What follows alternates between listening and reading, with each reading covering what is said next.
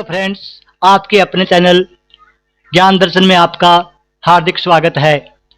दोस्तों, आज आपका टॉपिक है विधानसभा एवं विधान परिषद। दोस्तों, इससे काफ़ी क्वेश्चन पूछे जाते हैं और क्वेश्चन टफ भी आते हैं दोस्तों, तो इसलिए इसको ध्यान से करने की ज़रूरत है, क्योंकि विधानसभा और विधान परिषद जो क्वेश्चन आते हैं वो टफ आते हैं और करना मुश्किल हो जाता है। अगर इस टॉपिक को ध्यान से न समझा जाए तो करना बेहद मुश्किल है दोस्तों। चलिए हम शुरू करते हैं और इनको थोड़ा आसान बनाने की कोशिश करते हैं। तो दोस्तों, हमारा पहला क्वेश्चन है, प्रत्येक राज्य में एक विधानमंडल होगी, यह किस अनुच्छेद में है?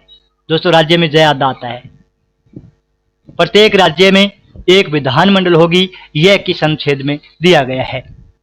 दोस्तों, अनुच्छेद 168, अनुच्छेद 270, अनुच्छेद 325, अनुच्छेद 428। फ्रेंड्स, अनुच्छेद 168 राइट आंसर है। अनुच्छेद 168 में बताया गया है कि प्रत्येक राज्य में एक विधानमंडल होगी। और विधानमंडल दोस्तों आपको बता दूं मैं कि राज्यपाल, विधानसभा और विधान परिषद से मिलकर बनती है, अगर विधान परिषद है तो।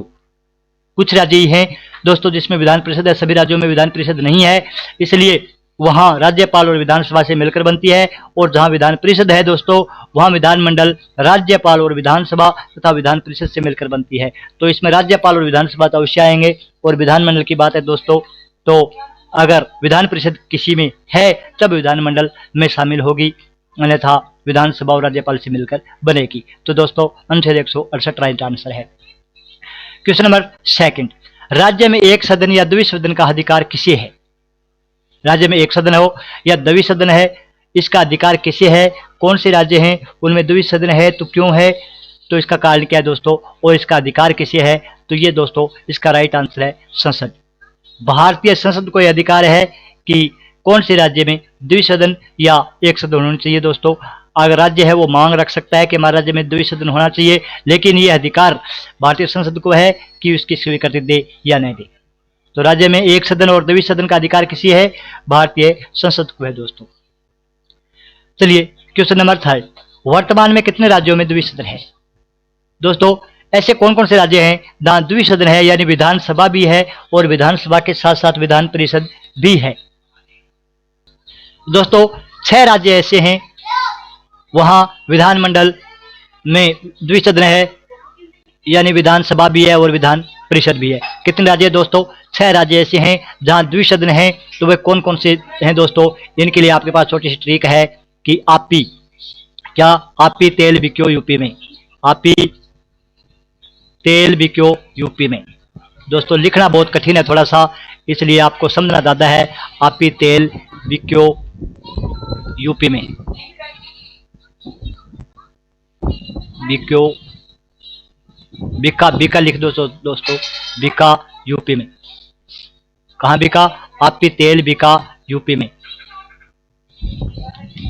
दोस्तों, इससे क्या बनता है? सबसे पहले मैं आपी की बात करूं तो दोस्तों आंध्र प्रदेश बनता है। आपी से हमारा आंध्र प्रदेश बन जाएगा, तेल से हमारा तेलंगाना बन जाएगा, बी से बिहार बन जाएगा दोस्तों, का से कर्नाटक बन जाएगा, उसके बाद यूपी से यूपी बन जाएगा और में से महाराष्ट्र बन जाएगा। तो 6 ऐसे राज्य हैं जहाँ द्विसदन है। तो वो दोस्तों कहाँ कहाँ है? आपी तेल बिका यूपी में, तो आपी से हमारा आंध्र प्रदेश हो जाएगा, तेल से तेलंगाना हो जाएगा, बी से बिहार, के से कर्नाटक, यूपी से यूपी दोस्तों, और में से महाराष्ट्र हो जाएगा। इस प्रकार 6 राज्य हैं जहाँ द्विसदन है दोस्तों।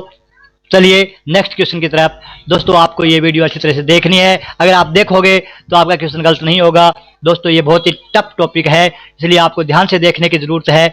और अगर दोस्तों इस टॉपिक को आपने नहीं देखा या हमारी वीडियो नहीं देखी तो आप बाद में पछताओगे, फिर कहोगे अगर वो वीडियो देख लेते तो उसमें ऊपर काफ़ी क्वेश्चन आए हैं। चलिए नेक्स्ट क्वेश्चन, राज्य के विधानसभा में अधिकतम सदस्य हो सकते हैं? तो राज्य की विधानसभा उसमें दोस्तों अधिकतम कितने सदस्य हो सकते हैं? 500, 550, 60 या 40? तो दोस्तों अधिकतम सदस्य संख्या हो सकती है 500। कौन से अनुच्छेद के अनुसार? दोस्तों, अनुच्छेद 170 दिया हुआ है, अनुच्छेद 170 आर्टिकल 170, अनुच्छेद 170 है दोस्तों, उसमें अधिकतम सदस्य संख्या 500 हो सकती है। और दोस्तों न्यूनतम की बात करें तो आपको पता है 60 हो सकती है। तो राज्य की विधानसभा में अधिकतम सदस्य संख्या हो सकती है दोस्तों 500, न्यूनतम हो सकते हैं 60। ये अनुच्छेद 170, कौन से अनुच्छेद के अनुसार? अनुच्छेद 170 के अनुसार अधिकतम सदस्य संख्या 500 और न्यूनतम संख्या दोस्तों 60 हो सकती है। हमारा राइट आंसर होगा ए 500। राज्य के विधानसभा में न्यूनतम सदस्यों की संख्या कितनी होगी? दोस्तों हमने अभी चर्चा कर ली है इसके बारे में कि न्यूनतम सदस्य संख्या 60 हो सकती है, और वो हो सकती है अनुच्छेद 170 के तहत दोस्तों कि अधिकतम सदस्य संख्या 500 और न्यूनतम 60 होगी। लेकिन इसका एक अपवाद है दोस्तों, और वो है सिक्किम। अपवाद कौन सा है? वो है सिक्किम राज्य। सिक्किम में दोस्तों 32 सीटें हैं। सिक्किम राज्य में कितनी सीटें हैं? 32 है दोस्तों। अधिकतम सदस्य संख्या कितनी है? 32। इसलिए ये अपवाद है, क्योंकि 60 से कम नहीं होना चाहिए, फिर भी वहां 32 है दोस्तों। चलिए नेक्स्ट, विधानसभा का प्रत्येक सदस्य कम से कम कितनी सदस्य संख्या का प्रतिनिधित्व करता है? तो दोस्तों ये है 75,000।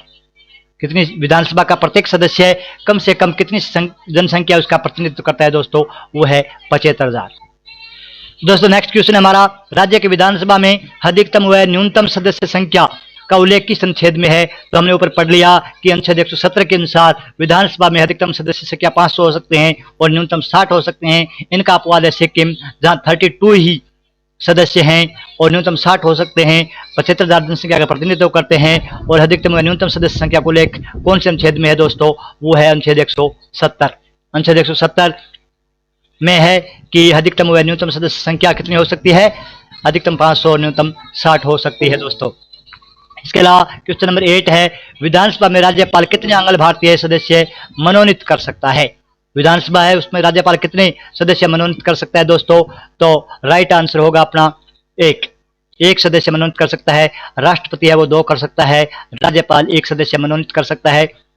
कौन से? आंग्ल भारतीय को। दोस्तों आज मैं आपके लिए 50 क्वेश्चंस लाया हूं। एक 50 क्वेश्चन की सीरीज है जो विधानसभा और विधान परिषद के लिए बहुत ही महत्वपूर्ण है।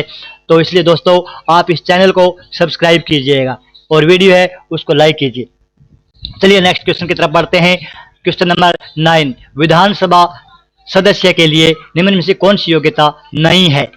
आपको नहीं का भी ध्यान रखना है दोस्तों। ऐसे क्वेश्चन काफी पूछे जाते हैं एग्जाम में, 1-2 क्वेश्चन आ ही जाता है, उसमें हम कंफ्यूज हो जाते हैं। तो विधानसभा सदस्य के लिए निम्न में कौन सी योग्यता नहीं है? कि वह भारत का नागरिक हो, आयु 35 वर्ष पूरी कर चुका हो, लाभ पद पर न हो, या राज्य विधानमंडल निर्धारित शर्तें पूरी करता हो। तो इसका कौन सा होगा दोस्तों? राइट आंसर क्या है? तो दोस्तों राइट आंसर आप समझ गए होंगे, लेकिन फिर भी मैं बता देता हूं कि राइट आंसर है बे। क्योंकि विधानसभा सदस्य के लिए कौन सी योग्यता नहीं है? सही नहीं है दोस्तों। वह भारत का नागरिक होना चाहिए, बिल्कुल सही है। लाभ पद पर न हो, यह भी बात सही है। राज्य विधानमंडल पूरी करता हो, यह भी है। लेकिन दोस्तों यहाँ आयु है 35 वर्ष दे रखी है, जो कि रॉन्ग है। यहाँ आयु हो सकती है 25 वर्ष की। विधानसभा सदस्य के लिए न्यूनतम आयु है वो 25 वर्ष रखी गई है लोकसभा के लिए। चलिए दोस्तों नेक्स्ट, संकट काल में संसद विधि द्वारा विधानसभा का कार्यकाल एक बार में कितना बढ़ा सकती है? कोई संकट काल परिस्थिति आ रही है दोस्तों, संकट काल में संसद विधि द्वारा विधानसभा का कार्यकाल एक बार में कितना बढ़ा सकती है? एक बार की बात है दोस्तों, तो एक बार में 1 वर्ष बढ़ा सकती है। बहुत इंपॉर्टेंट क्वेश्चन है कि संकट काल में संसद विधि द्वारा विधानसभा का कार्यकाल कितना बढ़ा सकती है? तो दोस्तों एक बार में 1 वर्ष बढ़ा सकती है। अगर संकट काल की घोषणा समाप्त हो जाए, यानी संकट काल समाप्त हो जाए, तो दोस्तों ये 6 माह से ज्यादा नहीं होगी, 6 माह से ज्यादा नहीं हो सकती। लेकिन दोस्तों संकट काल है तो इसके लिए एक कार्यकाल में 1 वर्ष तक इसकी अवधि बढ़ाई जा सकती है। नेक्स्ट लिए दोस्तों 11, अध्यक्ष व उपाध्यक्ष को हटाने से पूर्व कितने दिन पहले सूचना देना आवश्यक है? यानी अध्यक्ष या उपाध्यक्ष को हटाना है तो इनको पहले सूचना देनी पड़ती है दोस्तों। कितने दिन पूर्व सूचना देनी आवश्यक है? तो राइट आंसर क्या होगा? 14 दिन, 18 दिन, 12 दिन या 28 दिन।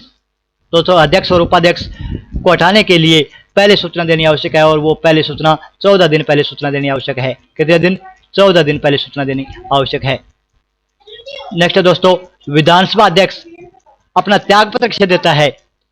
विधानसभा अध्यक्ष अपना त्यागपत्र किसे देता है? तो दोस्तों उपाध्यक्ष को, राष्ट्रपति को, राज्यपाल को, मुख्यमंत्री को। मोस्ट इंपॉर्टेंट क्वेश्चन है, और ये क्वेश्चन हमें काफी बार कंफ्यूज करता है, क्योंकि इसका राइट आंसर आप दोस्तों ज्यादा से ज्यादा बता सकते हो तो राज्यपाल बता सकते हैं, उसके बाद राष्ट्रपति भी बताते हैं। राष्ट्रपति कम बताने के चांस है, लेकिन राज्यपाल ज्यादा बताने के चांस है दोस्तों। लेकिन विधानसभा का अध्यक्ष अपना त्यागपत्र उपाध्यक्ष को देता है, ये बात आपको ध्यान रखने वाली है।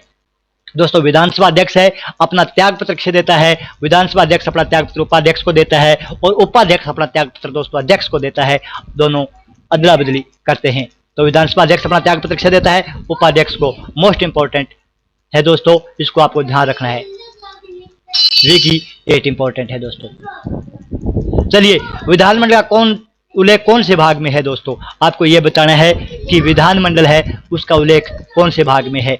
तो दोस्तों भाग 6 में है, यह भी आपको बता दूं, क्योंकि भाग 2 में नागरिकता है दोस्तों, भाग 3 में मूल अधिकार है, भाग 4 में नीति निर्देशक तत्व है दोस्तों, भाग 4 के में मूल कर्तव्य हैं, भाग 5 में संघ से संबंधित है और भाग 6 में राज्य से संबंधित है दोस्तों। और विधानसभा और विधानमंडल है, विधान परिषद है, वो दोस्तों भाग 6 के अंतर्गत आते हैं क्योंकि राज्य से संबंधित है। प्रकार विधानमंडल कौन से भाग में है, भाग 6 में है दोस्तों। राइट आंसर होगा अपना 6। चलिए नेक्स्ट 14 क्वेश्चन की तरफ, क्योंकि दोस्तों क्वेश्चनों की संख्या ज्यादा है, 50 क्वेश्चन है, इसलिए आपको थोड़ी सी जल्दी करनी होगी दोस्तों। 14 क्वेश्चन में दोस्तों देखिए, विधानसभा अध्यक्ष के अधिकार व कार्य निम्न में से कौन कौन से हैं। यानी विधानसभा अध्यक्ष है दोस्तों, अध्यक्ष की बात है, विधानसभा अध्यक्ष है, उनके कौन से कार्य हैं या कौन से अधिकार हैं। दल बदल संबंधी याचिकाओं पर निर्णय, कोई विधेयक धन विधेयक है या नहीं, इसका निर्णय करता है। निर्णायक मत के प्रयोग का अधिकार है, उपयुक्त सभी है। तो दोस्तों इसका राइट आंसर होगा उपयुक्त सभी, क्योंकि वो दल बदल संबंधी याचिकाओं का निर्णय भी करता है।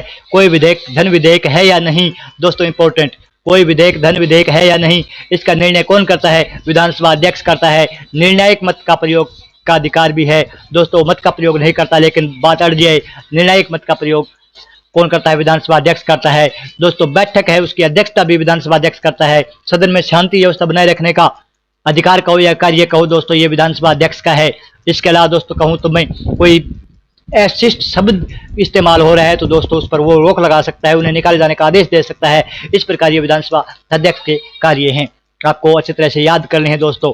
चलिए नेक्स्ट क्वेश्चन की तरफ बढ़ते हैं। विधान परिषद की उत्पत्ति व समाप्ति का उल्लेख किस अनुच्छेद में है दोस्तों। विधान परिषद है उसकी उत्पत्ति का और समाप्ति का उल्लेख कौन से जो है अनुच्छेद है उसमें है।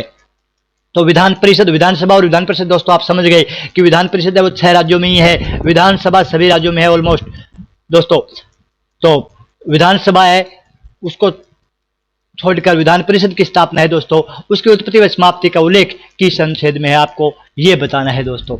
तो ये अनुच्छेद है 169। राइट आंसर कौन सा होगा दोस्तों, 169 में विधान परिषद की उत्पत्ति व समाप्ति का उल्लेख है दोस्तों। अगर दोस्तों हम देखें कि अनुच्छेद 168 में क्या दे रखा है, तो 168 में विधानसभा है दोस्तों।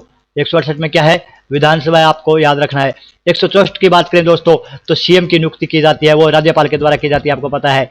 सीएम नियुक्ति, सीएम की नियुक्ति किसके द्वारा की जाती है दोस्तों, सीएम का मतलब है मुख्यमंत्री, मुख्यमंत्री की नियुक्ति राज्यपाल के द्वारा की जाती है। और अनुच्छेद 117 है दोस्तों, वो उसमें हमने अब ऊपर पढ़ा कि अधिकतम और न्यूनतम सदस्य संख्या, अधिकतम और न्यूनतम सदस्य संख्या कितनी हो सकती है दोस्तों। अधिकतम 500 पढ़ी थी हमने, न्यूनतम 60 पढ़ी थी। तो ये आपको याद रखना है, ये अनुच्छेद 170 में है। 170 में दे रखा है कि सदस्यों की संख्या अधिकतम कितनी हो सकती है और न्यूनतम कितनी हो सकती है, वो विधानसभा में। 164 में दोस्तों मुख्यमंत्री की नियुक्ति और किसके द्वारा की जाती है, राज्यपाल के द्वारा की जाती है। अनुच्छेद 168 है दोस्तों, इसमें विधानसभा की उत्पत्ति के संबंध में दी है। और 169 है दोस्तों, इसमें विधान परिषद की उत्पत्ति और समाप्ति का उल्लेख दिया गया है। चलिए नेक्स्ट क्वेश्चन की तरफ बढ़ते हैं। क्वेश्चन नंबर 16, किसी भी दशा में विधान परिषद की सदस्य संख्या इससे कम नहीं हो सकती दोस्तों, किससे कम नहीं हो सकती, 60 से कम नहीं हो सकती, 40 से कम नहीं हो सकती, 70 से कम नहीं हो सकती या 100 से कम नहीं हो सकती दोस्तों। इसका राइट आंसर है ब। विधान परिषद की जो सदस्य संख्या है 40 से दोस्तों कम नहीं हो सकती। हमने ऊपर पढ़ा था विधानसभा की सदस्य संख्या है वो दोस्तों न्यूनतम 60 रखी गई है और अधिकतम 500 रखी गई है। लेकिन विधान परिषद की बात करें दोस्तों तो जो विधानसभा की सदस्य संख्या है दोस्तों उसका 1/3 से अधिक नहीं होगी और 40 से कम नहीं हो सकती। इसके अपवाद हैं वो दोस्तों अलग बात है, लेकिन 40 से कम नहीं होगी और 1/3 सदस्य से अधिक नहीं होगी दोस्तों। तो इसलिए मैं कह रहा हूं आपको दोस्तों, ये चैनल है इसको आप सब्सक्राइब कीजिए और वीडियो है दोस्तों उसको लाइक कीजिए, क्योंकि ये वीडियो लाइक करने लायक है दोस्तों। अगर आप लाइक करोगे तभी हम इससे बढ़िया वीडियो बना सकेंगे, वरना कोई चांस नहीं बचेंगे दोस्तों। चलिए नेक्स्ट क्वेश्चन की तरफ। क्वेश्चन नंबर 17, विधान परिषद में सदस्यों की संख्या विधानसभा के सदस्यों की संख्या से अधिक नहीं होगी, यानी विधानसभा में सदस्य संख्या है उसके कितने सदस्य विधान परिषद में होंगे दोस्तों, उससे अधिक नहीं हो सकते। तो ये है आंसर ए दोस्तों, 1/3, 1/3 सदस्य से अधिक नहीं हो सकते। मान लीजिए राजस्थान में 200 सदस्य है दोस्तों, मान क्यों लीजिए राजस्थान में विधानसभा में 200 सीटें हैं, लेकिन विधान परिषद बनती है दोस्तों, तो इस पर 3 का भाग दीजिए आप,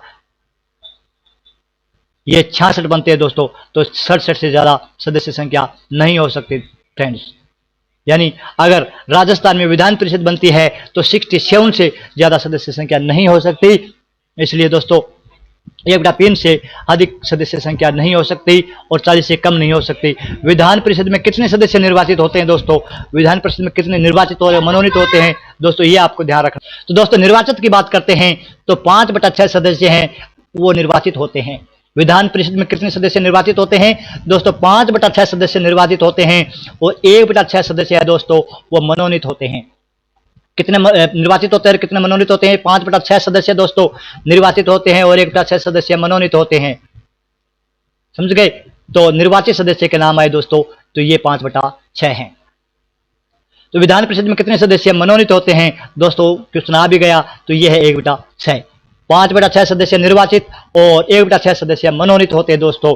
चलिए नेक्स्ट क्वेश्चन की तरफ, क्वेश्चन नंबर 20, विधान परिषद में निर्वाचित सदस्यों का चयन में शामिल होते हैं, ये बताना है दोस्तों। विधान परिषद में जो निर्वाचित सदस्य होते हैं उनके चयन में शामिल कौन होते हैं। निर्वाचित सदस्य आपको बता दिया मैंने कि 5/6 सदस्य दोस्तों निर्वाचित होते हैं और 1/6 सदस्य मनोनीत होते हैं। तो विधान परिषद में निर्वाचित सदस्यों का चयन में शामिल होते हैं कौन कौन से सदस्य हैं दोस्तों, चलिए 1/3 सदस्य स्थानीय निकायों से, 1/12 स्नातक निर्वाचक मंडल से, 1/12 सदस्य अध्यापक निर्वाचन मंडल से, और ये सभी दोस्तों। तो राइट आंसर होगा अपना ये सभी। तो दोस्तों 1/12 सदस्य अध्यापक निर्वाचन मंडल से और 1/12 स्नातक निर्वाचन मंडल से। तो दोस्तों इनका 3 वर्ष का अनुभव भी होना चाहिए, साथ में दे रखा है, और 1/3 सदस्य स्थानीय निकायों से। और दोस्तों 1/3 सदस्य की कमी रह गई, अगर इसको हम जोड़ते हैं दोस्तों, ये भी जोड़ते हैं, देखिए 5/6 और दोस्तों 1/6 इसको जोड़ते हैं तो 1 आना चाहिए दोस्तों, तभी अपना जो सही है सदस्यों की संख्या दोस्तों 6 है, वो हमने लक्षम ले लिया। तो दोस्तों 5 + 1 6/6 ये इक्वल 1 आ जाएगा दोस्तों। इन दिस वे इसमें भी 1 आना चाहिए। तो दोस्तों 1/12 सदस्य और 1/12 सदस्य तो ये अध्यापक निर्वाचन मंडल से और स्नातक निर्वाचन मंडल से होते हैं, 1/3 सदस्य स्थानीय निकायों से होते हैं, बाकी बचे दोस्तों 1/3 सदस्य जो विधानसभा निर्वाचन मंडल से संबंधित होते हैं। जो विधानसभा होती है उसके निर्वाचन मंडल से संबंधित होते हैं 1/3 सदस्य, 1/3 सदस्य स्थानीय निकायों से होते हैं, 1/12 सदस्य अध्यापक निर्वाचन मंडल से और 1/12 सदस्य स्नातक निर्वाचन मंडल से होते हैं दोस्तों। और ये कुल संख्या पे डिपेंड करता है, यानी कुल संख्या 60 है दोस्तों। तो 12 का भाग देंगे तो पता चल जाएगा कि कितने सदस्य दोस्तों कैसे होने चाहिए, यानी 5 सदस्य स्नातक निर्वाचन मंडल से, 5 सदस्य अध्यापक निर्वाचन मंडल से दोस्तों, और 3 का भाग देंगे तो 20 सदस्य स्थानीय निकायों से और 20 सदस्य जो विधानसभा निर्वाचन मंडल से है उससे होंगे। तो राइट आंसर ये सभी है दोस्तों। चलिए नेक्स्ट पढ़ते हैं 21 नंबर, विधान परिषद में 1/3 सदस्य कितने वर्ष पश्चात शामिल होते हैं, यानी निकाले जाने का भी और शामिल करने का एक ही बात है दोस्तों, ये होते हैं 2 वर्ष बाद दोस्तों। 2 वर्ष के बाद है विधानसभा के 1/3 सदस्य निकाले जाते हैं और 1/3 सदस्य का चयन किया जाता है। तो इस प्रकार दोस्तों इनका बैलेंस बना रहता है। आप जानते हो कि विधान परिषद एक स्थायी सदन है, इसको कभी भंग नहीं किया जा सकता, ये कभी हटाई नहीं जा सकती दोस्तों। सदस्यों का है कार्यकाल वो होता है 6 वर्ष, सदस्य हैं उनका कार्यकाल कितना होता है 6 वर्ष होते हैं। और प्रत्येक 2 वर्ष के बाद दोस्तों 1/3 सदस्य निकाले जाते हैं और 1/3 सदस्य वापिस ले लिए जाते हैं। जो पहले हैं दोस्तों वो निकलते चले जाते हैं और बाद में आते रहते हैं। चलिए अनुच्छेद 197 के अनुसार कितने माह तक विधान परिषद के कोई विधेयक रोक सकती है। अनुच्छेद 197 दोस्तों याद रखना है, अनुच्छेद 197 के अनुसार कितने माह तक विधान परिषद कोई सदस्य कोई विधेयक रोक सकती है दोस्तों। राइट आंसर होगा अपना 4 माह के लिए रोक सकती है, पहले 3 माह के लिए दोस्तों और उसके बाद 1 माह के लिए, फिर दोस्तों 4 माह के बाद अपने आप ही वो विधेयक पारित समझा जाएगा। चलिए नेक्स्ट है दोस्तों क्वेश्चन नंबर 23। तो ये दोस्तों आपको समझ में आया होगा, इसको ध्यान रखना है। अनुच्छेद 197 के अनुसार विधान परिषद एक विधेयक है उसको 4 माह के लिए रोक सकती है दोस्तों। कितने माह के लिए 4 माह के लिए रोक सकती है दोस्तों, 3+1 यानी टोटल 4 माह है, 4 माह के लिए रोक सकती है। उसके बाद दोस्तों वो अपने आप पारित समझा जाएगा ये विधेयक मान्य होगा। चलिए, धन विधेयक को किस सदन में प्रस्ताव के लिए रखा जाता है? तो धन विधेयक उसको दोस्तों विधानसभा में रखा जाता है, विधान परिषद में रखा जाता है, किसी में भी नहीं रखा जाता, या निर्वाचक मंडल में रखा जाता है दोस्तों। तो ये दोस्तों धन विधेयक है वो विधानसभा में ही रखा जाता है। इसका राइट आंसर होगा दोस्तों विधानसभा। तो विधान परिषद में रखा नहीं जाता, तो इसमें कोई नहीं है, ऐसे नहीं बात है दोस्तों, विधानसभा में रखा जाता है। चलिए नेक्स्ट क्वेश्चन की तरफ बढ़ते हैं। क्वेश्चन नंबर 24, किसी भी धन विधेयक को विधान परिषद कितनों दिन तक रोक सकती है? दोस्तों कोई भी धन विधेयक है उसको विधान परिषद दोस्तों एक बार विधान परिषद में जाता जरूर है वो, लेकिन उसके बाद वो स्वतः ही पारित हो जाता है। और धन विधेयक है दोस्तों वो केवल प्रस्ताव है विधानसभा में ही पारित किया जा सकता है, पहले विधानसभा में ही आता है दोस्तों, ये नहीं है कि विधान परिषद में आ गया। तो दोस्तों कोई भी धन विधेयक है उसको विधान परिषद है वो कितने दिनों के लिए रोक सकती है? दोस्तों 14 दिनों के लिए वो रोक सकती है। धन विधेयक को 14 दिनों तक रोक सकती है कौन? विधान परिषद। चलिए 25, विधानसभा के निर्वाचित सदस्य निम्न में से किसके निर्वाचन में भाग लेते हैं? दोस्तों विधानसभा के निर्वाचित सदस्य, ये ध्यान रखना है आपको, विधानसभा के निर्वाचित सदस्य निम्न में से किसके निर्वाचन में भाग लेते हैं? राष्ट्रपति के निर्वाचन में, राज्यसभा के सदस्यों के निर्वाचन में, दोनों में, इनमें से कोई नहीं। तो दोस्तों अपना राइट आंसर होगा दोनों। क्या होगा? दोनों होगा दोस्तों। राष्ट्रपति के निर्वाचन में भाग लेते हैं और राज्यसभा के सदस्यों के निर्वाचन में भाग लेते हैं। चलिए नेक्स्ट क्वेश्चन है 26, प्रत्येक राज्य में एक उच्च न्यायालय होगा, यह किस अनुच्छेद में उल्लेखित है? कौन से अनुच्छेद में कहा गया है दोस्तों कि प्रत्येक राज्य में एक उच्च न्यायालय होगा? तो ये अनुच्छेद 214 के तहत कहा गया है कि प्रत्येक जो राज्य है दोस्तों उसमें एक उच्च न्यायालय होगा। और दोस्तों अनुच्छेद 215 की बात करें तो ये है अभिलेख न्यायालय। कौन सा है? अभिलेख न्यायालय। अभिलेख मतलब साक्षी दोस्तों। साक्षी का मतलब यह है कि गवाह के तौर पर अगर कोई केस लड़ा गया और दोस्तों उसमें जीत हुई है तो उसको गवाह के तौर पर ऐसे कहा जा सकता है कि ये केस ऐसे जीता गया था, तो वो मान्य होगा दोस्तों। यानी गवाही के तौर पर अनुच्छेद 215 है, अभिलेख न्यायालय माना जाएगा दोस्तों। उसके बाद है अनुच्छेद 217 दोस्तों। अनुच्छेद 217 की बात करें तो जो नियुक्ति होती है दोस्तों वो अध्यक्ष है, विधानसभा अध्यक्ष है और सदस्य हैं दोस्तों, उनकी नियुक्ति और उनकी योग्यता के बारे में वर्णन है अनुच्छेद 217 में दोस्तों। अगर अनुच्छेद 233 की बात करें तो यहाँ जिला न्यायाधीश की नियुक्ति की जाती है। किसकी? जिला न्यायाधीश की दोस्तों। जिला न्यायाधीश की नियुक्ति की जाती है अनुच्छेद 233 की। तो आपको अनुच्छेद याद रखने दोस्तों। अनुच्छेद 214 है वो कहता है कि प्रत्येक राज्य में एक उच्च न्यायालय होगा। अनुच्छेद 215 कहता है कि जो अभिलेख न्यायालय होगा कि कोई भी केस लड़ा गया है तो वो आगे के लिए मान्य होगा दोस्तों। गवाही के तौर पर इसको काम में लिया जा सकता है, साक्ष्य के तौर पर काम में लिया जा सकता है। अनुच्छेद 217 कहता है दोस्तों कि ये सदस्य हैं और अध्यक्ष है, उनकी नियुक्ति और उनकी योग्यता दोस्तों। नियुक्ति आपको पता है कि राष्ट्रपति के द्वारा की जाती है और अनुच्छेद 233 कहता है कि जिला न्यायाधीश है उनकी नियुक्ति की जाएगी। चलिए दोस्तों चलने से पहले नेक्स्ट क्वेश्चन की तरफ बढ़ने से पहले मैं आपको बता दूं कि इस चैनल को आप सब्सक्राइब कीजिए दोस्तों। सब्सक्राइब की संख्या बढ़ाइए आप, और दोस्तों इस वीडियो को लाइक कीजिए ताकि व्यू है वो बढ़ सकें। बहुत सारे लोग कहते हैं दोस्तों कि हम व्यू के लिए नहीं करते, आप बस वीडियो देखिए, तो वीडियो देखने से व्यू बढ़ेंगे दोस्तों। मैं तो कहता हूं कि दोनों काम के लिए है कि मेरा भी फायदा और आपका भी फायदा हो, और दुनिया यही करती है दोस्तों कि आपका भी फायदा हो और हमारा भी फायदा हो। तो दोस्तों चलिए 27, भारत में सर्वप्रथम उच्च न्यायालय की स्थापना हुई। भारत में सबसे पहले उच्च न्यायालय की स्थापना कहाँ हुई दोस्तों? कलकत्ता में हुई, मद्रास में हुई, मुंबई में हुई, या उपयुक्त सभी में हुई? तो इसका राइट आंसर होगा दोस्तों उपयुक्त सभी में, क्योंकि कलकत्ता, मद्रास और मुंबई में एक साथ हुई थी दोस्तों 1862 में। कब हुई थी? 1862 ईस्वी में हुई थी दोस्तों, तीनों में, कलकत्ता, मद्रास और मुंबई में। कलकत्ता, मद्रास और मुंबई में KMM दोस्तों कहाँ हुई थी? KMM, कलकत्ता, मद्रास और मुंबई दोस्तों, इनमें 1862 ईस्वी में उच्च न्यायालय की स्थापना हुई। और दोस्तों बात करें 1866 की तो इलाहाबाद उच्च न्यायालय की स्थापना हुई। 1866 में इलाहाबाद उच्च न्यायालय की स्थापना हुई दोस्तों। तो सबसे पहले कहाँ हुई? कलकत्ता, मद्रास और मुंबई में। चलिए नेक्स्ट क्वेश्चन की तरफ बढ़ते हैं दोस्तों। क्वेश्चन नंबर 28, वर्तमान में भारत में कितने उच्च न्यायालय हैं दोस्तों? ये दोस्तों 25 उच्च न्यायालय हैं। मैं आपको राइट आंसर बता देता हूं। वर्तमान में भारत में 25 उच्च न्यायालय हैं दोस्तों पहले 24 थे लेकिन अब 25वां हो गया है और वह है दोस्तों अमरावती। कौन सा है? अमरावती, जो आंध्र प्रदेश में है दोस्तों। अमरावती अमरावती उच्च न्यायालय बढ़ने के साथ दोस्तों उच्च न्यायालयों की संख्या कितनी हो गई है? 25 हो गई है दोस्तों। और ये अमरावती बना था दोस्तों 1 जून 2019 दोस्तों, 1 जून 2019 इसको अमरावती उच्च न्यायालय की स्थापना हुई थी। अमरावती आंध्र प्रदेश में दोस्तों ये 25वां उच्च न्यायालय था। चलिए 29 की तरफ। उच्च न्यायालय के मुख्य न्यायाधीश की नियुक्ति राष्ट्रपति द्वारा किसकी सलाह से की जाती है? दोस्तों उच्च न्यायालय के मुख्य न्यायाधीश है, उसकी नियुक्ति आपको पता है कौन करता है?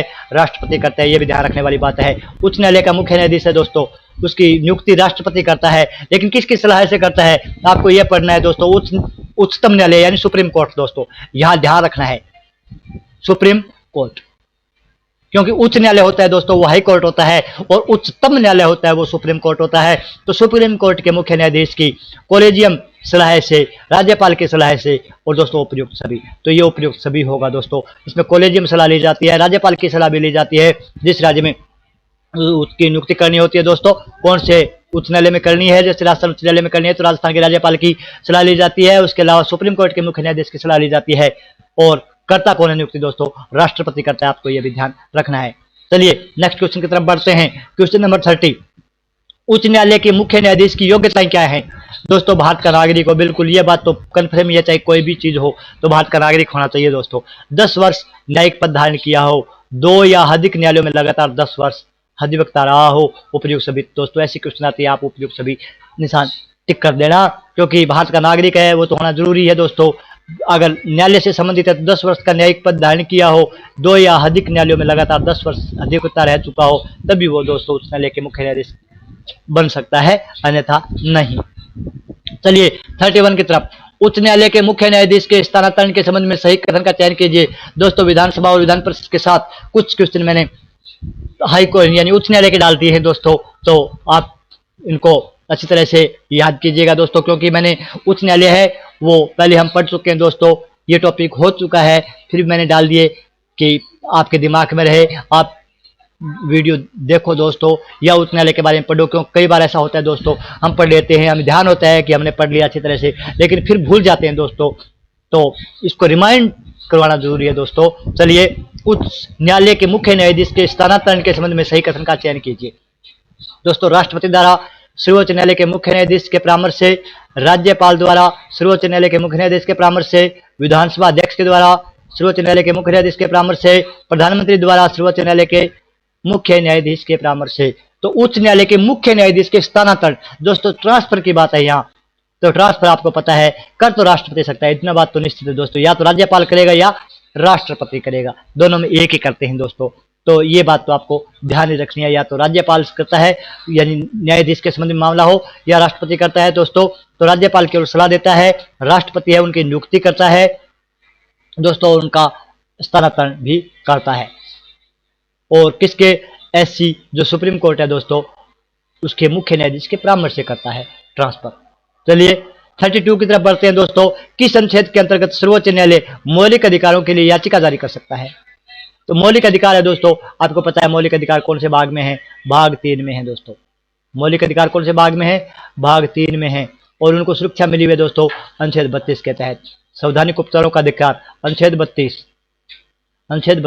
तो इसका तो आप देखते ही टिक मार देना, अनुच्छेद 32। सर्वोच्च न्यायालय के मौलिक अधिकारों के लिए याचिका जारी कर सकता है अनुच्छेद 32 के तहत दोस्तों, याचिका भी जारी कर सकता है दोस्तों। फिर आपसे एक बार रिक्वेस्ट है कि इस चैनल को आप सब्सक्राइब कीजिए, और वीडियो अच्छी लगे दोस्तों लाइक कीजिए, और अपने दोस्तों के साथ शेयर भी कीजिए दोस्तों। चलिए 33। किस अनुच्छेद के अंतर्गत यह प्रावधान है कि प्रत्येक उच्च न्यायालय एक अभिलेख न्यायालय होगा? दोस्तों मैंने ऊपर पढ़ बढ़ाया था कि 214 में बताया था कि प्रत्येक राज्य में एक उच्च न्यायालय होगा। अनुच्छेद 215 दोस्तों एक अभिलेख न्यायालय होगा। बताया था कि 215 है दोस्तों, वो अनुच्छेद बताया कि एक अभिलेख न्यायालय होगा। अभिलेख यानी साक्ष्य के तौर पर, गवाही के तौर पर, यानी कोई भी लड़ा गया केस अगले केस में वो काम आ सकता है। तो दोस्तों आई होप आपको ये समझ में आया होगा दोस्तों। चलिए 217 के बारे में बताया था दोस्तों, 217 के बारे में बताया था मैंने कि नियुक्ति और कार्यकाल होता है। इसके अलावा दोस्तों जो उच्च न्यायालय है उसके जो न्यायाधीश है दोस्तों, उच्च न्यायालय के न्यायाधीश हैं, उनकी नियुक्ति और योग्यताओं के बारे में, कार्यकाल के बारे में, सॉरी, नियुक्ति और कार्यकाल के बारे में उल्लेख है दोस्तों। नियुक्ति और कार्यकाल 217 दोस्तों, नियुक्ति और कार्यकाल किसके, जो उच्च न्यायालय की बात चल रही है दोस्तों, तो उच्च न्यायालय के जो न्यायाधीश होता है दोस्तों, उनके नियुक्ति और कार्यकाल। अनुच्छेद 219 दोस्तों, अनुच्छेद 219 में शपथ की बात है। उनको शपथ कौन दिलाता है? शपथ राज्यपाल दिलाता है दोस्तों। उच्च न्यायालय के मुख्य न्यायाधीश है, उनको शपथ कौन दिलाता है? राज्यपाल। या तो राज्यपाल दिलाता है या राज्यपाल के द्वारा कोई भी नियुक्ति आदमी है वो करता है। अनुच्छेद 222 की बात करें दोस्तों, तो ट्रांसफर हमने पढ़ा था अभी क्या पढ़ा था? ट्रांसफर है दोस्तों, वो राष्ट्रपति करता है। अनुच्छेद 222 के तहत सुप्रीम कोर्ट का जो न्यायाधीश होता है, मुख्य न्यायाधीश, उसकी सलाह से ट्रांसफर करता है, और ट्रांसफर है दोस्तों अनुच्छेद 222 के अंतर्गत बताया गया है। चलिए नेक्स्ट क्वेश्चन है 34, राज्य विधानसभा का गठन कब हुआ दोस्तों? ये अनुच्छेद 217 ऊपर भी आया दोस्तों, मैंने थोड़ा सा हो सकता है गलत निकल गया है दोस्तों, क्योंकि मैंने लगता है कि विधानसभा या ऐसे नाम ले लिया था मैंने, लेकिन है ये हाई कोर्ट से संबंधित, क्योंकि 214 के बाद दोस्तों हाई कोर्ट शुरू हो जाता है। 214 से ये तो 168 में है दोस्तों। विधानसभा की बात करें, विधानसभा है वो 168 से शुरू है, विधान परिषद तो 214 तक नहीं पहुंचेगी। इसलिए आप कई बार कुछ मिस्टेक हो जाती हैं दोस्तों, तो इनको आप इग्नोर कीजिए और ध्यान रखिए कि दोस्तों अगर अनुच्छेद 214 के बाद है तो वो उच्च न्यायालय से संबंधित है, विधानसभा या विधान परिषद आ ही नहीं सकती। चलिए दोस्तों, राज्य विधानसभा का गठन कब हुआ था? तो राज्य विधानसभा का गठन 29 मार्च 1950 को, 29 फरवरी 1950 को, 29 मार्च 1952 को और 29 फरवरी 1952 को दोस्तों कब हुआ था, आपको ये बताना है। तो दोस्तों राज्य विधानसभा का गठन 29 फरवरी 1952 को हुआ था, ध्यान रखना। फरवरी 29, 2 यानी सबसे पहले 2, बीच में 2, लास्ट में 2, ये है हमारी विधानसभा में दोस्तों 29 फरवरी 1952 को राज्य विधानसभा का गठन हुआ था। चलिए नेक्स्ट क्वेश्चन 35 की तरफ। राजस्थान गठन से पूर्व अजमेर मेरवाड़ा की विधानसभा को क्या कहा जाता था? दोस्तों राजस्थान का गठन हुआ था, उससे पूर्व अजमेर मेरवाड़ा है उसकी विधानसभा थी, अजमेर मेरवाड़ा में, उसको कहा जाता था दोस्तों धारा सभा। इंपॉर्टेंट क्वेश्चन है, धारा सभा। अजमेर मेरवाड़ा की विधानसभा को कहा जाता था दोस्तों धारा सभा। और राजस्थान गठन से पूर्व अजमेर मेरवाड़ा की विधानसभा में कितने सदस्य थे? दोस्तों 30 सदस्य थे। दोनों आपको याद रखना है कि अजमेर मेरवाड़ा की विधानसभा है दोस्तों, उसमें 30 सदस्य थे और उनको कहा जाता था धारा सभा। चलिए नेक्स्ट क्वेश्चन की तरफ, 37 क्वेश्चन नंबर। 1 नवंबर 1956 को अजमेर मेरवाड़ा का राजस्थान में विलय हो जाने के बाद, दोस्तों ये भी आपको ध्यान रखना है कि अजमेर मेरवाड़ा का विलय राजस्थान में कब हुआ? तो 1 नवंबर 1956 को हुआ था। हो जाने पर राज्य विधानसभा के सदस्यों की संख्या कितनी थी? तो दोस्तों विधानसभा के सदस्य संख्या कितनी हो गई थी अजमेर मेरवाड़ा के राजस्थान में मिलते ही, आप गठन के होते ही दोस्तों? राइट आंसर है 190 हो गई थी। छठी विधानसभा दोस्तों 1970 में हुए परिसीमन में विधानसभा सदस्यों की संख्या निश्चित की गई। यानी छठी विधानसभा है दोस्तों, उसमें सदस्यों की संख्या कितनी निर्धारित की गई जो 1970 में परिसीमन हुआ था दोस्तों? तो उसमें विधानसभा सदस्यों की संख्या कितनी निश्चित की गई? तो राइट आंसर दीजिए दोस्तों, 190, 183, 200 या 118? तो राइट आंसर है दोस्तों 200, 200 जो अभी भी है। राजस्थान विधानसभा सदस्यों की संख्या 200 है दोस्तों, और ये हुई थी 1970 में हुए परिसीमन में विधानसभा की सदस्य संख्या 200 हो गई थी, जो छठी विधानसभा की बात है दोस्तों। चलिए क्वेश्चन नंबर 39, सर्वाधिक विधानसभा सदस्य वाले जिले कौन से हैं? सबसे ज्यादा सर्वाधिक विधानसभा सदस्य, यानी विधानसभा सदस्य सबसे ज्यादा कौन से में है दोस्तों? तो जयपुर, अलवर, भरतपुर, जैसलमेर, जयपुर, जैसलमेर, प्रतापगढ़। तो राइट आंसर होगा दोस्तों जयपुर और अलवर। जयपुर और अलवर दोस्तों, जयपुर की बात करें तो 19 सदस्य हैं इसके अंदर, और अलवर की बात करें तो 11 सदस्य है दोस्तों। जयपुर में 19 सदस्य हैं और अलवर में 11 सदस्य हैं दोस्तों। तो ये विधानसभा सदस्य की बात हो रही है दोस्तों। विधानसभा सदस्य है वो जयपुर में 19 सदस्य हैं, अलवर में 11 सदस्य हैं दोस्तों। अगर दोस्तों हम बात करें कि कम संख्या कौन से में है, सबसे कम न्यूनतम विधानसभा सदस्य वाले जिले कौन से हैं दोस्तों, तो वो हैं प्रतापगढ़ और जैसलमेर, दोनों ही हैं दोस्तों, इनमें 2-2 सीटें हैं। ठीक है दोस्तों, तो सर्वाधिक विधानसभा सदस्य वाले जिले हैं जयपुर और अलवर, जहां 19 और 11 सीटें हैं। जैसलमेर और प्रतापगढ़ में 2-2 सीटें जो सबसे कम है दोस्तों। चलिए नेक्स्ट क्वेश्चन की तरफ। जम्मू एंड कश्मीर कब 2 केंद्र शासित प्रदेशों में विभक्त हुआ दोस्तों, ये क्वेश्चन आपको घुमा फिरा के आएगा ही आएगा, जबकि बार पूरे आने के चांस हैं दोस्तों। जम्मू एंड कश्मीर कब 2 केंद्र शासित प्रदेशों में विभक्त हुआ।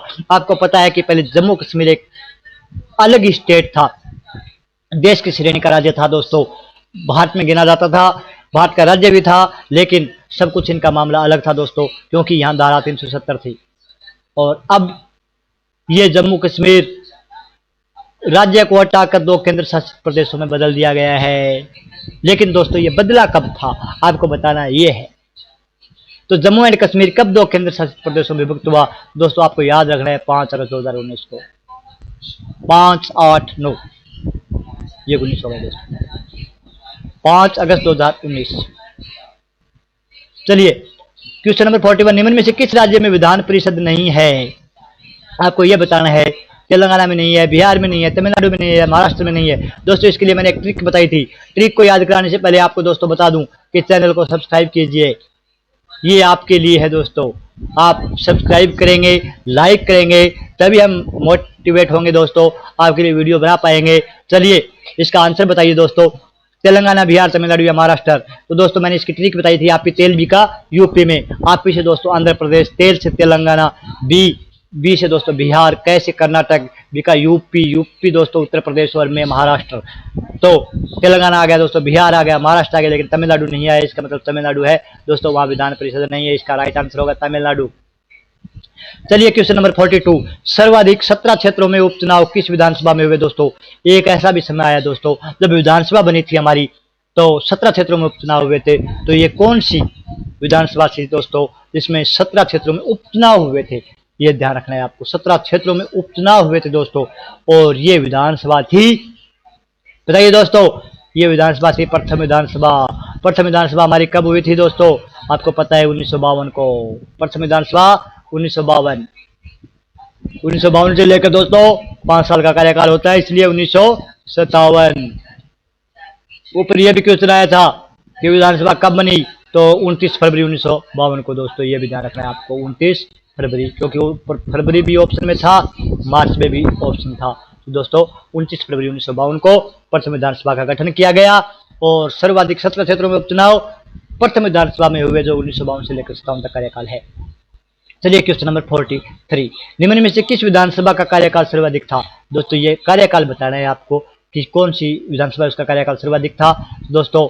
5वीं विधानसभा उसका कार्यकाल सर्वाधिक था, ये आपको ध्यान रखना है, मामूली सी बात है, छोटी सी बात ध्यान रखनी है। 5वीं विधानसभा कार्यकाल सर्वाधिक था बस। राजस्थान में प्रथम बार राष्ट्रपति शासन किस वर्ष लगा था दोस्तों, आपको ये भी पता है कि हमने बताया था 6, 7, 8, 9 ऐसे करना है दोस्तों, और 7702 हमें याद रखना है, 7702। ठीक है दोस्तों, 7702 याद रखना है। तो ये दोस्तों 6 के बाद 7 आ गए, यानी 67, ये 77, ये 80, ये 92। ठीक है दोस्तों, तो सबसे पहले लगा था 1967 में, फिर 1977 में, फिर 1980 में, 1992 में। दोस्तों आपको याद क्या रखना है, ये ट्रिक थी कि 7702, 7702 याद रखना है। उससे पहले दोस्तों 6 लगा दीजिए, 7, 8, 9 नंबर वाइज लगा दीजिए, राष्ट्रपति शासन अपने आप आ जाएंगे। चलिए क्वेश्चन नंबर 45, प्रथम 10 विधानसभा में लगातार विधायक बनने वाले थे दोस्तों। मोस्ट इंपोर्टेंट क्वेश्चन है, मोस्ट इंपोर्टेंट क्वेश्चन है, आपको अच्छी तरह से याद भी होना चाहिए ये कि प्रथम 10 विधानसभाओं में लगातार जीतने वाले विधायक बनने वाले कौन हैं। हरिदेव जोशी, शीरालाल देवपुरा, अशोक गहलोत या भैरव सिंह शेखावत दोस्तों। तो लगातार 10 विधानसभा क्षेत्र में जीतने वाले थे हरिदेव जोशी, और अशोक गहलोत के बारे में ध्यान रखना दोस्तों, तीसरी बार मुख्यमंत्री बने हैं राजस्थान के, ये तीसरे आदमी हैं, तीसरी बार मुख्यमंत्री बने हैं। चलिए दोस्तों, प्रथम बार नोटा का प्रयोग कब हुआ दोस्तों, इसमें इतना ही क्वेश्चन आएगा, आए तो ये भी कोई जरूरी नहीं है दोस्तों, क्योंकि ये बीजेपी सरकार से संबंधित है, इसलिए आने के चांस कम हो जाते हैं। तो क्योंकि वसुंधरा राजे के काल में हुए थे दोस्तों। प्रथम बार नोटा का प्रयोग कब हुआ था, 13वीं विधानसभा में, 14वीं, 15वीं या 11वीं दोस्तों। तो ये आप बताइए दोस्तों, तो ये है 14वीं विधानसभा। ये क्वेश्चन मैंने इसलिए डाला है कि दोस्तों कई बार एक दूसरे डिपेंड है, वो चीज होती है। हमें पता है कि ये कब हुआ था दोस्तों, 14वीं विधानसभा में, और 14वीं विधानसभा 2013 से दोस्तों 2018 तक चली, 2013 से लेकर 2018 तक 14वीं विधानसभा। अब दोस्तों अगर बात करें 15वीं विधानसभा की, तो 15वीं विधानसभा अपने आप याद आ जाएगी। ये 18 तक चली है, तो वो आगे शुरू होगी दोस्तों। समझ रहे हो आप कि 15वीं विधानसभा है वो आगे ही होगी 14वीं विधानसभा के बाद। तो दोस्तों इससे आगे बढ़ जाएंगे 2019 से आगे तक। अगर दोस्तों पीछे की बात आए तो 13 तक तो है ही, 13 से पहले चलेंगे दोस्तों, तो हमें पता चल जाएगा। और नोटा शब्द है दोस्तों, ये इंपॉर्टेंट भी है, नन ऑफ द अबव, इनमें से कोई नहीं। तो दोस्तों ये 14वीं विधानसभा में शुरू हुआ था 2013 से 18। चलिए प्रथम बार संपूर्ण राज्य में ईवीएम से मतदान कब कराया गया था दोस्तों? EVM, electronic voting machine, EVM दोस्तों। ईवीएम से हमारा मतलब है इलेक्ट्रॉनिक वोटिंग मशीन। तो दोस्तों ये कौन सी विधानसभा में कराया गया था? तो ये दोस्तों 12वीं विधानसभा में कराया गया था। दोस्तों आपको समझ में आ गया होगा कि ईवीएम से 12वीं विधानसभा, नोटा 14वीं विधानसभा, 13वीं विधानसभा जो अशोक गहलोत जी की बीच में बच गई। तो ये दोनों बीजेपी की सरकार से संबंधित हैं। चलिए दोस्तों आगे पढ़ते हैं। अस्थायी विधानसभा अध्यक्ष की नियुक्ति कौन करता है? इंपॉर्टेंट क्वेश्चन है दोस्तों। अस्थायी विधानसभा अध्यक्ष उसकी नियुक्ति कौन करता है? दोस्तों राज्यपाल करता है, विधानसभा अध्यक्ष करता है, मुख्यमंत्री करता है, या प्रतिपक्ष का नेता करता है? अस्थायी विधानसभा अध्यक्ष, ये पूर्व विधानसभा अध्यक्ष है दोस्तों। पूर्व की बात करते हैं, जो पहले था उसकी बात है। तो अस्थायी विधानसभा अध्यक्ष की नियुक्ति कौन करता है? राज्यपाल करता है, विधानसभा पूर्व विधानसभा अध्यक्ष करता है, मुख्यमंत्री करता है, या प्रतिपक्ष का नेता करता है? दोस्तों आपको समझ में भी होगा, तो अस्थायी विधानसभा अध्यक्ष है दोस्तों, उसकी नियुक्ति राज्यपाल ही करता है। चलिए नेक्स्ट, विधानसभा अध्यक्ष को शपथ कौन दिलाता है? अब बात आती है दोस्तों शपथ की, कि विधानसभा अध्यक्ष उसको शपथ कौन दिलाता है? राज्यपाल दिलाता है दोस्तों, राष्ट्रपति दिलाता है, मुख्यमंत्री दिलाता है, या कोई नहीं? दोस्तों ये क्वेश्चन मोस्ट इंपॉर्टेंट है। अगर कहूं तो दोस्तों मैं आपको ऐसे पूछ सकता हूं कि आप आंसर कमेंट में दीजिए, लेकिन दोस्तों नहीं। क्यों? क्योंकि ये क्वेश्चन आने के 100% चांस है दोस्तों, 100% चांस है कि ये क्वेश्चन आए। और दोस्तों अब मैं कमेंट से पूछूं, कुछ लोग ऐसे हैं जो कमेंट नहीं देंगे दोस्तों, कुछ ऐसे हैं दोबारा देखेंगे भी नहीं, एक बार देखने के बाद छोड़ देते हैं। तो इसलिए मैं इसका आंसर आपको बता ही देता हूं दोस्तों कि इसका आंसर क्या होगा। तो राज्यपाल, राष्ट्रपति, मुख्यमंत्री, या कोई नहीं? दोस्तों इसका आंसर होगा कोई नहीं, राज्यपाल नहीं होगा दोस्तों, इसका आंसर होगा कोई नहीं, क्योंकि विधानसभा अध्यक्ष है वो पहले ही शपथ ले चुका है, विधानसभा अध्यक्ष की शपथ नहीं लेता दोस्तों। तो अगर विधानसभा अध्यक्ष को शपथ कौन दिलाता है? तो दोस्तों इनमें से कोई नहीं, ये कहेंगे हम, क्योंकि शपथ लेता ही नहीं है, दिलाएगा कौन? और नेक्स्ट क्वेश्चन है हमारा दोस्तों जो लास्ट। दोस्तों हमारा लास्ट क्वेश्चन करने से पहले मैं आपसे दो छोटे छोटे क्वेश्चन हैं दोस्तों, उनके बारे में जानना चाहूंगा।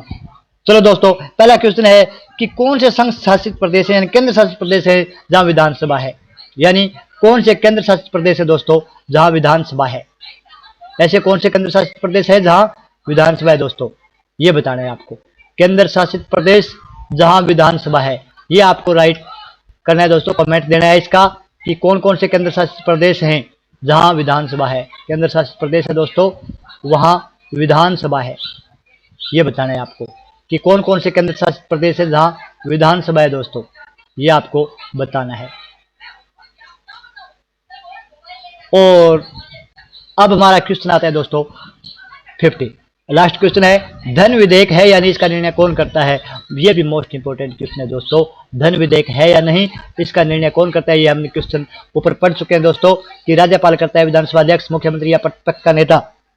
तो दोस्तों इसका राइट आंसर होगा विधानसभा अध्यक्ष। कोई विधेयक धन विधेयक है यानी इसका निर्णय कौन करता है? विधानसभा अध्यक्ष करता है दोस्तों, मोस्ट इंपोर्टेंट क्वेश्चन है, और इसका आंसर ये है विधानसभा अध्यक्ष। और दोस्तों मैं आपसे लास्ट क्वेश्चन करता हूं कि विधानसभा गणपूर्ति कुल संख्या कितना प्रतिशत है? गणपूर्ति का मतलब समझ गए दोस्तों, जो कोरम होता है यानी गणपूर्ति। विधानसभा गणपूर्ति दोस्तों कितने सदस्य होती है? गणपूर्ति, गणपूर्ति को कोरम भी बोलते हैं दोस्तों। तो ये क्वेश्चन भी आने लायक है दोस्तों। तो आपको अगर ध्यान हो तो आप कमेंट में उत्तर दीजिए दोस्तों। विधानसभा गणपूर्ति कुल संख्या का कितना प्रतिशत हिस्सा है दोस्तों? अगर आप चाहें तो मैं आपको ऑप्शन भी दे सकता हूं। चलिए, ऑप्शन है 9/10, पहला ऑप्शन है दोस्तों। दूसरा ऑप्शन है 1/10। तीसरा ऑप्शन है दोस्तों 5/20। चौथा ऑप्शन है दोस्तों 1/20। ये हमारे ऑप्शन है दोस्तों। आपको जो भी राइट आंसर दिखे उस पर टिक कीजिए दोस्तों और बताइए कि विधानसभा गणपूर्ति कुल संख्या का कितना प्रतिशत हिस्सा है। गणपूर्ति कितना हिस्सा है दोस्तों? यहाँ हिस्से की बात है, गणपूर्ति कितना हिस्सा है। और दोस्तों इसी के साथ आपका बहुत बहुत धन्यवाद। फिर मिलेंगे दोस्तों। ये आपको वीडियो कैसी लगी आप कमेंट से उत्तर दीजिए दोस्तों। और जो मैंने 2 क्वेश्चन पूछे हैं इनके आंसर भी आपको कमेंट से देने हैं। और बाकी दोस्तों मैंने बताए हैं मोस्ट इंपॉर्टेंट क्वेश्चन हैं, पूरे आने के चांस है दोस्तों। चलिए इसी के साथ धन्यवाद। जय हिंद, जय माता दी। ज्ञान दर्शन चैनल को सब्सक्राइब करें और वीडियो को लाइक करें। धन्यवाद।